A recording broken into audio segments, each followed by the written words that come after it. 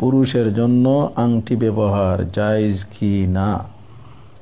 তার উত্তরে আমি বলবো, পুরুষের জন্য একমাত্র রূপার আংটি ব্যবহার করা যায়, তাও 6 আনা পরিমাণে। 6 আনা রূপা পরিমাণে পুরুষের জন্য আংটি ব্যবহার যায়।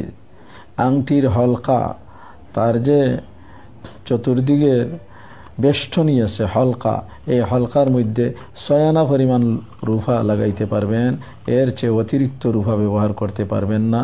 পুরুষের জন্য শুধু রূপার আংটি ব্যবহার করা যায়, তাও 6 আনা পরিমাণ রূপা।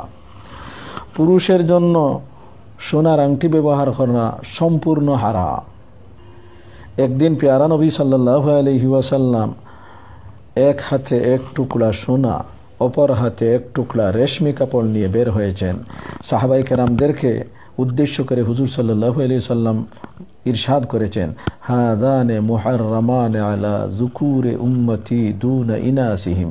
এই দুইটি বস্তু, সোনা এবং রেশমি কাপড়, আমার উম্মতের পুরুষের জন্য হারাম, মহিলাদের জন্য জায়েজ রয়েছে, হালাল রয়েছে। হাদিসটি বুখারী শরীফে বর্ণিত। তাই এই হাদিসের দ্বারা কথাটি পরিষ্কার, পুরুষের জন্য সোনার আংটি ব্যবহার কোনো অবস্থাতেই